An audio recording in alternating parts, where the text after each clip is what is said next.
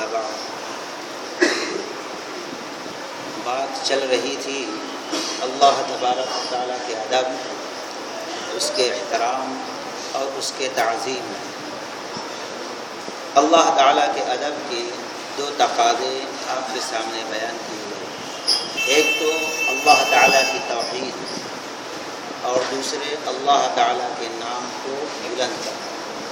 بازار میں ہو، گھر میں ہو، اپنے میں ہو، بیگانے میں ہو، مسجد میں ہو، ہر مقام پر، ہر جگہ، ہر مجلس میں اللہ تبارک و تعالیٰ کا نام بلند رہنا چاہیے۔ اور تیسرا تقاضا اللہ تعالیٰ کے ادب اور احترام کا ہے اللہ کی معرفت، اللہ کی پہچان۔ انسان جس قدر اللہ کی معرفت، اللہ کی پہچان حاصل کرتا ہے، اتنا ہی اللہ تبارک و تعالیٰ کے نزدیک اللہ کے قریب ہوتا ہے۔ یہ فطری چیز ہے کہ ایک بھوکا آدمی جو ہے اس کو کھانے اور روٹی کی کتنی قدر ہوتی ہے آپ سمجھ سکتے ہیں۔ ایک انسان ننگا ہے، اس کے نزدیک کپڑوں کی قیمت اور کپڑوں کی قدر کیا ہے ہم اندازہ لگا سکتے ہیں۔ ایک تاجر ہے، وہ تجارت کرتا ہے، جس چیز کی ان چیزوں کی قدر اور اہمیت تاجر کے نزدیک کیا ہے ہم بخوبی اندازہ لگا سکتے ہیں۔ اور اگر کسی شخص کو کسی چیز کے بارے میں معلوم نہیں، معرفت نہیں، پہچان نہیں، تو اب اس کے سامنے پتھر رکھ دیا جائے اور ہیرا رکھ دیا جائے تو کوئی فرق نہیں کر سکتا، اس کے نزدیک دونوں ایک ہی ہے۔ تو اللہ کی معرفت اگر کوئی شخص حقیقت میں حاصل کر لیتا ہے تو ہمیشہ اس کی زبان اللہ تبارک و تعالیٰ کی یاد سے، اللہ کے ذکر سے تر رہتی ہے۔ جو جتنی معرفت حاصل کرتا ہے وہ اتنا ہی اللہ کی ذات میں، اللہ تبارک و تعالیٰ کی یاد میں مصروف رہتا ہے، چلتے پھرتے، اٹھتے بیٹھتے، سوتے جاگتے۔ مثال کے طور پر موسیٰ علیہ السلام ہے، اللہ کی معرفت ان کو حاصل تھی، اللہ کو پہچان لیا تھا۔ یہی وجہ ہے کہ فرعون کی آنکھوں میں آنکھیں ڈال کر کہا تھا لا یضل ربی ولا ینسیٰ۔ تو مغرور ہے، تو گھمنڈی ہے، تو متکبر ہے، یاد رکھ اللہ نہ چوکتا ہے اور نہ اللہ بھولتا ہے۔ تیری ساری بدماشیاں اللہ تبارک و تعالیٰ کے نظر میں۔ اسی طریقے سے اللہ تبارک و تعالیٰ نے رسول اللہ صلی اللہ علیہ وسلم کے بارے میں فرمایا سَنُقْرِئُكَ فَلَا تَنْسَى۔ ان قریب اللہ تبارک و تعالیٰ آپ کو قرآن ایسا پڑھائے گا کہ آپ بھولیں گے نہیں قرآن، الا ماشاء اللہ، مگر جو اللہ چاہے۔ یعنی اللہ نہیں بھولتا اور کائنات کی ساری چیزیں بھول جاتی، یہاں تک کہ محمد الرسول اللہ صلی اللہ علیہ وسلم اللہ کے بعد سب سے مقدس ہستی، سب سے محترم آدمی، لیکن نبی بھی کبھی کبھی بھول جاتی تھی۔ مثال کے طور پر آپ صلی اللہ علیہ وسلم کو بتا دیا گیا تھا کہ رمضان کے کس دہے میں، کس رات میں، کس تاریخ کو شب قدر ہوتی ہے۔ ہزاروں مہینہ آپ عبادت کریں، لیکن شب قدر کی عبادت سے جو ثواب ملتا ہے 1000 مہینوں کی عبادت سے وہ ثواب نہیں ملتا۔ اللہ نے ایسی قدر والی رات نبی کو بتا دی تھی، کون سی تاریخ، کون سی رات۔ آپ آ رہے تھے گھر سے نکل کر تاکہ لوگوں کو بتائیں، دیکھیں کہ 2 صحابی کسی معاملے میں آپس میں بحث کر رہے تھے، گفتگو کر رہے تھے، آپ ان کو چھڑانے لگے اور آپ بھول گئے۔ آپ نے فرمایا لوگوں مجھے شب قدر تو بتائی گئی تھی لیکن بھلا دی گئی۔ یعنی نبی بھی یہ نہیں کہتے تو بھول گیا، جیسے ہمارے بھول گیا۔ آپ صلی اللہ علیہ وسلم نے اپنی امت کے لوگوں کو بھی یہ سبق دیا، یہ درس دیا، اگر قرآن کی کوئی آیت یاد ہے اور بھول جائے تو یہ نہ کہے کہ میں بھول گیا۔ کسی کے اندر یہ طاقت نہیں ہے کہ وہ یاد رکھے اور بھول جائے۔ یہ اللہ تعالیٰ کی شان ہے، جس کو چاہے یاد کرائے اور جس کو چاہے بھلا دے۔ تو اللہ تعالیٰ نے کہا سَنُقْرِئُكَ فَلَا تَنْسَىٰ، اللہ تعالیٰ آپ کو ایسا قرآن یاد کرائے گا کہ آپ بھول نہیں سکتے، الا ماشاء اللہ، مگر جو اللہ چاہے۔ تو اللہ کی معرفت حقیقت میں جاننا ہے، اس کی ذات کیا ہے، اس کی صفات کیا ہے، اس کا علم کیا ہے، اور اس کو ہم کیسے جان سکتے ہیں، اس کا ذریعہ کیا ہے؟ کہانیوں کی کتاب سے، مرشدوں کے ہاتھ پر بیعت کر کے نہیں، بلکہ اللہ اپنی پہچان کرانے کے لیے نبیوں کو بھیجا ہے۔ حقیقت میں اللہ کی معرفت ہمیں حاصل کرنا ہے تو نبیوں کی تعلیم کو دیکھنا چاہیے، اور اللہ تعالیٰ نے وحی کے ذریعے جو کتابیں نازل کی اس کو دیکھنا چاہیے، اور اللہ تبارک و تعالیٰ کی یہ جو دنیا میں نشانیاں ہیں اس کے اوپر غور کرنا چاہیے۔ ہر چیز میں اللہ کی پہچان، اللہ کی معرفت چھپی ہوئی ہے۔ قل هو اللہ احد، سورہ اخلاص میں اس میں اللہ نے اپنا تعارف کرایا۔ یہی وجہ ہے کہ اگر کوئی شخص اس سورت کو 3 مرتبہ پڑھ لے تو اس کو تہائی قرآن پڑھنے کا ثواب مل جاتا ہے۔ ایک صحابی تھے، رات بھر صرف قل هو اللہ احد قل هو اللہ احد پڑھتے گئے پوری سورت۔ دوسرے صحابی سنے، آ کر نبی علیہ السلام سے ذکر، اے اللہ کے نبی علیہ السلام پوری رات یہ سورہ اخلاص پڑھتا رہا، دوسری صورتیں دوسری آیتیں بہت سی پڑھ سکتا تھا۔ تو آپ صلی اللہ علیہ وسلم نے فرمایا تم کو معلوم نہیں ہے یہ تہائی قرآن ہے، کیونکہ اللہ کی معرفت اس کے اندر۔ سلیح غطفانی رضی اللہ تعالیٰ عنہ کو اللہ کے نبی نے امام بنایا تھا۔ اب ان کا معاملہ کیا تھا؟ جب امامت کرتے سورہ فاتحہ کے بعد یہ قل هو اللہ احد پڑھ لیتے تھے، پھر دوسری سورت پڑھتے۔ دوسرے صحابیوں نے امام ترمذی رحمۃ اللہ علیہ نقل کرتے ہیں، اعتراض کیا یہ کیا ہے بھائی، سورہ فاتحہ کے ساتھ قل هو اللہ احد پڑھتے ہیں پھر دوسری سورت ملاتے، ایسا مت کرو۔ انہوں نے کہا دیکھو اگر تم چاہتے ہو تو میں نماز پڑھاتا ہوں، امامت کراتا ہوں، نہیں دوڑتا ہوں، لیکن یہ سورت پڑھنا میں چھوڑوں گا۔ لوگ خاموش ہو گئے کیونکہ نبی نے ان کو امام متعین کیا تھا۔ لیکن جب وہ لشکر واپس آیا تو صحابہ اکرام نے ان کی بات بتا دی نبی سے۔ نبی علیہ السلام نے پوچھا یہ بتاؤ کہ ہر نماز میں دوسری سورت دوسری آیتوں کو پڑھنے سے پہلے اس سورت کو آپ کیوں پڑھتے ہیں؟ کہتے ہیں کہ اللہ کے رسول صلی اللہ علیہ وسلم اس سورت سے مجھے محبت ہو گئی۔ آپ نے فرمایا سنو اللہ کی قسم یہی سورت کی محبت تم کو جنت میں لے کے جائے گی۔ کیوں؟ اس میں اللہ تعالیٰ نے اپنا تعارف کرایا، اس لیے کچھ نہیں، چلتے پھرتے اڑتے بیٹھتے سوتے جاگتے اس سورت کو ضرور پڑھتے رہنا چاہیے۔ اور اسی طریقے سے آیت الکرسی ہے، اللہ تعالیٰ نے اپنی پہچان اس کے اندر بھی کرائی ہے، اور قرآن کی سب سے مقدس آیت۔ امام مسلم رحمۃ اللہ علیہ نے نقل کیا، ایک مرتبہ رسول اللہ صلی اللہ علیہ وسلم نے ابی ابن کعب جو صحابہ اکرام میں سب سے بڑے قرآن کے حافظ تھے، سوال کیا یہ بتاؤ قرآن کی سب سے بڑی آیت کون سی ہے؟ انہوں نے کہا اللہ کے رسول صلی اللہ علیہ وسلم اللہ اور اس کے رسول بہتر جانتے۔ آپ نے فرمایا بتاؤ، کہا اللہ و رسول بہتر جانتے۔ پھر آپ نے کہا بتاؤ، کہا اللہ و رسول بہتر جانتے۔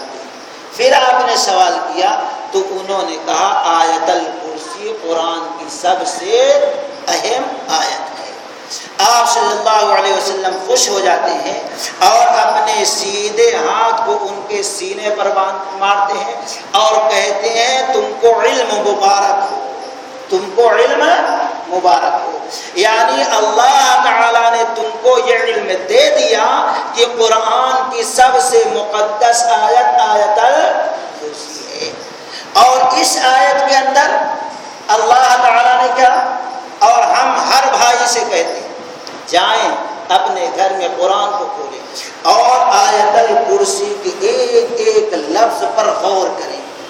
اللہ نے اس میں کیا بتایا؟ اللہ لا الہ الا هو الحی القیوم، اللہ وہ ذات ہے کہ اس کے سوا کوئی عبادت کے لائق نہیں ہے۔ اور پھر آگے الحی، وہ زندہ ہے، قائم ہے، ہمیشہ سے ہے، ہمیشہ رہے گا، یہ اللہ کی ذات، اس کے علاوہ کوئی ایسی ذات نہیں ہے جو ہمیشہ سے ہو، ہمیشہ رہے، صرف اللہ تبارک و تعالیٰ کی ذات۔ الحی قیوم، کتنے پیارے جملے اللہ نے بیان کیے۔ ہم ہی ہیں، ہمیشہ سے ہم ہی زندہ ہیں، باقی سب مر گئے۔ الحی قیوم، اور اللہ ہی کی ذات ہے جو سب کو تھامے ہوئے ہے۔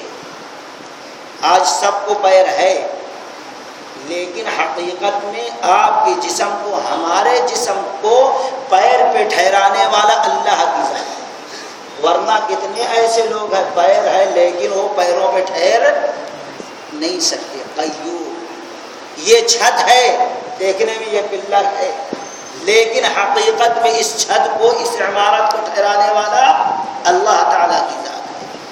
آسمان کو ہم دیکھتے ہیں، کوئی پلر نہیں، اس کو ٹھہرانے والا۔ آج بڑی بڑی بلڈنگیں بنتی ہے، اللہ نہیں چاہتا، نہیں تھامتا، نہیں ٹھہراتا تو فوراً وہ زمین پر آ کر گر جاتی ہے۔ قیوم، اللہ کہتا میں سب کو تھامے ہوئے ہوں۔ اللہ کی ذات کے علاوہ کوئی ایسی ذات نہیں ہے جو سب کو تھامے رکھے۔ لا تأخذہ سنۃ ولا نوم، سب کو نیند آ جاتی ہے، سب سو جاتے ہیں، لیکن اللہ کی ذات ایسی ہے نہ اس کو نیند آئے نہ اونگ آئے، اپنے بندوں کو سنبھالتا ہے۔ نبی سے مقدس کوئی ذات نہیں۔ بتائیے کہ اللہ کے نبی علیہ الصلوۃ والسلام کو نیند نہیں آئی؟ ایک مرتبہ آ رہے تھے، جنگ سے لوٹے، تھکے ہوئے تھے، آرام کرنا دل چاہا، آپ نے کہا چلو بھائی یہاں سو جائیں گے۔ بلال رضی اللہ تعالیٰ عنہ کو کہا ہے بلال آپ جاگتے رہو، کیونکہ فجر کا وقت ہونے میں وقت تھوڑا ہے، کہیں سب سو گئے تو نماز چلی جائے گی۔ اب رسول اللہ صلی اللہ علیہ وسلم صحابہ کرام سو گئے، بلال رضی اللہ تعالیٰ عنہ جاگ گئے، اتفاق سے وہ بھی سو گئے، نبی خود سوئے اور جس کو جاگنے کا حکم دیا تھا وہ بھی سو گئے، حکم دیا تھا۔ اور پھر جب سورج ایک دم اوپر آ گیا، دھوپ کی گرمی جسم پہ لگنے لگی، کچھ صحابہ اکرام اٹھے، عمر رضی اللہ، ارے اٹھو اٹھو یہ کیا ہوا؟ اللہ کے نبی علیہ الصلوۃ والسلام کو اٹھائے، آپ نے بلال دیا، اے بلال ہم نے تم کو کہا تھا جگتے رہنا، ہم لوگ سو رہے نماز کے لیے اٹھے۔ انہوں نے کہا اللہ کے نبی علیہ الصلوۃ والسلام جو آپ کو سلایا وہی ہم کو بھی سلا دیا، میں کیا کروں؟ خیر آذان ہوئی، آپ نے فرمایا چلو دوسرے مقام پر ہم لوگ نماز فجر کی قضا کریں گے۔ تو کہنے کا مطلب یہ لا تأخذہ سنۃ ولا نوم، ساری کائنات کو، ساری کائنات کے مخلوق کو وہی تھام سکتا ہے، وہی سنبھال سکتا ہے جس کو نہ اونگ ہے اور نہ نیند ہے، اور اللہ کی ذات کے علاوہ کوئی ایسی ذات نہیں جس کو اونگ اور نیند نہ ہو۔ اللہ اپنے بندوں کو سنبھالے ہوئے ہے۔ تو اللہ کی ایک ایک معرفت آپ دیکھتے جائیے اس آیت میں۔ اب اللہ تبارک و تعالیٰ کی ذات ایسی ہے جو دوسروں کو کھلاتا ہے، کھاتا۔ یہاں ہم زندگی بھر مرشد کو کھلائے، مر گیا پھر بھی قبر پہ لے جا کے کھلاتے رکھتے ہیں، نظر و نیاز کرتے اور یہ سوچتے ہیں کہ یہ ہم کو دے دے گا. کتنی بدقسمتی بے عقلی کی بات ہے. اللہ تعالیٰ نے کیا فرمایا؟ ما فی السماوات وما فی الارض وہو یطعم ولا یطعم. آسمانوں کو پیدا کیا، زمین کو پیدا کیا، اس کی ایسی ذات ہے وہ سب کو کھلاتا ہے، کسی سے کھا لیتا نہیں. اللہ کھلاتا ہے، کھاتا نہیں، کسی سے لیتا نہیں ہے. ایک اللہ کی ذات ہے، اس کے علاوہ یہ صفت کسی اور کے اندر نہیں ہے. اللہ کی صفات پر غور کرو، اللہ کو پہچاننے کی کوشش کرو میرے بھائی. لا الہ الا هو الحی القیوم. اللہ وہ ہے کہ اس کے سوا کسی کی عبادت نہیں ہونا چاہیے. وہ ہمیشہ زندہ ہے، تھامنے والا ہے، اونگ نہیں، نیند نہیں. وہ کھاتا نہیں ہے، کھلاتا ہے. اور اسی طریقے سے اللہ تبارک و تعالیٰ کی ایک صفت ہے کہ وہ سیکھتا نہیں ہے، سکھاتا ہے. اللہ کو کسی سے علم حاصل کرنے کی ضرورت نہیں، کسی سے پوچھنے کی ضرورت نہیں، کسی کو معلوم کرنے کی ضرورت نہیں، بلکہ وہ دوسروں کو سکھاتا ہے، وہ کسی اور سے سیکھتا. وَمَا أُوتِيتُم مِّنَ الْعِلْمِ إِلَّا قَلِيلًا. اللہ کی ذات وہ ہے جو ضرورت کے تحت تم کو علم دیتا ہے، لیکن بہت تھوڑا علم. وعنده مفاتح الغیب لا يعلمها الا هو ويعلم ما في البر والبحر وما تسقط من ورقة الا يعلمها ولا حبة في ظلمات الارض ولا رطب ولا يابس الا في كتاب مبين. سارے علم کے، سارے خزانے کی کنجیاں اللہ تعالیٰ کے پاس، اس کے علاوہ کسی کے پاس نہیں ہے. سب سے مقدس ذات کس کی؟ محمد الرسول اللہ صلی اللہ علیہ وسلم. 7واں پارہ سورۃ الانعام آیت نمبر 5. یہ آج بڑے افسوس سے کہیں، جاہلوں کی بات، کہانیوں کی بات، مرشدوں پہ یقین، لیکن قرآن سب سے سچی کتاب، لوگوں کو اس پر یقین نہیں ہے. اللہ کیا کہہ رہا ہے؟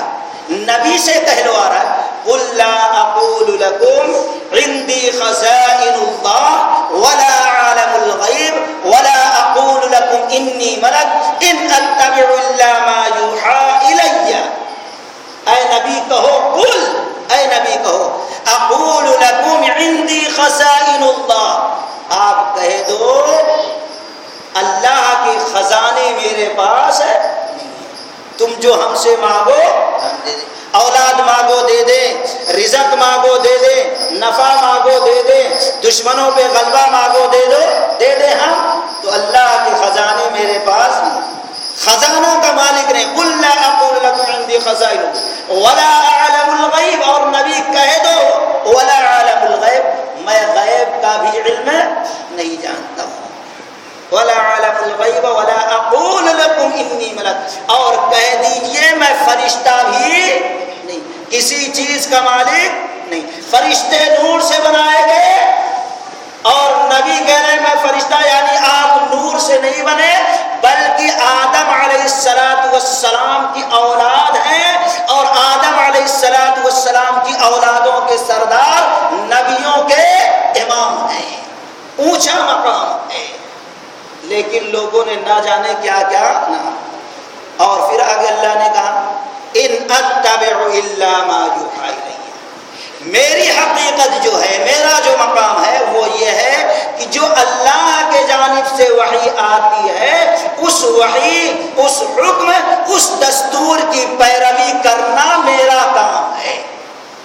اور میری ذمہ داری یہ ہے جو کچھ مجھے ملے میں اس کو بتا دوں. اللہ کے بندوں کو مان لے تو جنت کی بشارت، نہ مانے تو دوزخ کی خبر دے دو. اتنی بڑی حقیقت اتنے واضح طور پر اللہ نے نبی علیہ السلام سے کہلوا دیا قرآن میں. لیکن آج لوگ کہتے ہیں نبی کو غیب سمجھتے ہیں، اور نبی کو غیب داں ہم کہہ دیں تو آپ کا مقام بلند. نبی نے اپنی زندگی میں تو کبھی نہیں کہلوایا غیب داں. اللہ اکبر. تو کہنے کا مطلب یہ ہے اللہ علم سکھلاتا ہے لیکن کسی سے سیکھتا نہیں، اور اللہ کی صفت یہ ہے اللہ لوگوں سے سوال کرتا، کوئی اس سے سوال نہیں کرتا۔ وَلَا يُسْأَلُ رَبِّي وَهُمْ يُسْأَلُونَ، اللہ لوگوں سے پوچھتا ہے، لوگ اس سے پوچھ نہیں سکتے۔ میدان محشر میں ایک ایک نبی سے اللہ سوال کرے گا، سارے انبیاء کانپتے رہیں گے، لیکن کسی کو ہمت نہیں ہے کہ اللہ سے کچھ سوال کرے۔ ورنہ دنیا کے حساب سے آج آپ دیکھ لو، سارے دنیا کے بادشاہ، وزراء، حکما، امراء، وزراء سب بیٹھتے ہیں، میٹنگ ہوتی ہے، سونامی آئی، زلزلے آئے، طوفان آیا، سیلاب آیا، سب پر بات ہوتی ہے، لیکن وہ سارے وزراء بیٹھ کر یہ فیصلہ نہیں کرتے چلو ہم اللہ سے پوچھیں گے یہ سیلاب کیوں آیا، یہ زلزلہ کیوں آیا۔ سارے کتب، سارے ولی، سارے ابدال ہیں، کبھی ایک ساتھ بیٹھ کر انہوں نے یہ نہیں کہا کہ ہم اللہ سے پوچھیں گے آپ نے یہ کام کیوں نہیں کیا یا کام یہ نہیں کیا۔ وَلَا يُسْأَلُ رَبِّي وَهُمْ يُسْأَلُونَ، اللہ کی ذات یہ ہے کہ لوگوں سے اللہ سوال کرے، کسی کے اندر یہ جرأت نہیں ہے کہ اللہ سے کوئی سوال کرے۔ تو کہنے کا مطلب یہ ہے کہ اللہ تبارک و تعالیٰ کے ادب میں سے ایک ادب یہ ہے کہ اللہ کو ہم پہچان جائیں۔ جب اللہ کو پہچان جائیں گے تو کسی اور کی طرف ہماری نگاہ نہیں جائے گی، بلکہ رب کے ذکر سے ہماری زبان تر رہے۔ وہ ذکر کیا ہے؟ بخاری کی روایت، حضرت سعد بن عبادہ رضی اللہ تعالیٰ عنہ کہتے ہیں انہوں نے اپنے بیٹے کو نبی کے خدمت میں دے دیا۔ وہ کہتے ہیں میں نماز پڑھ کے فارغ تھا، اللہ کے رسول صلی اللہ علیہ وسلم جا رہے تھے، ایک پیر سے مارے، پیر سے مارتے ہوئے گزرے محبت کے ساتھ، اور کہا کیا میں ایسی چیز نہ بتا دوں جس کے وجہ سے تم جنت کے دروازے میں جنت میں داخل ہو جاؤ؟ انہوں نے کہا ہاں کیوں نہیں۔ آپ نے فرمایا لا حول ولا قوت الا باللہ، یہ جنت کے خزانوں میں سے ایک خزانہ، اس کو جنت کی کنجی، اس کو جنت کے اندر داخل ہونے کی راہ کئی روایتیں آتی ہیں اس کی فضیلت۔ مطلب کیا ہے؟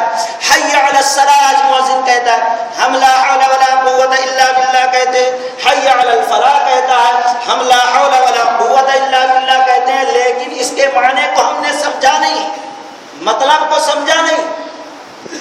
مختصر یہ کہ جب مؤذن کہتا ہے حی علی الصلاۃ، آؤ نماز کی طرف، حی علی الفلاح، آؤ کامیابی کی طرف، ہم کہتے ہیں لا حول ولا قوت الا باللہ العلی العظیم۔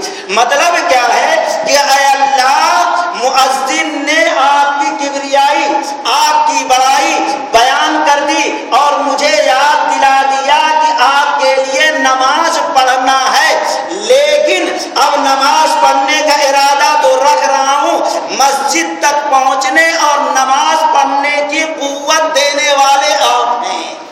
اگر آپ طاقت ہم کو دے دیں گے تو پڑھیں گے، یہ نیک عمل ہوگا، اگر طاقت نہیں دیے، لاکھ کوشش کے باوجود یہ نیکی کا کام ہم سے ہو سکتا نہیں ہے۔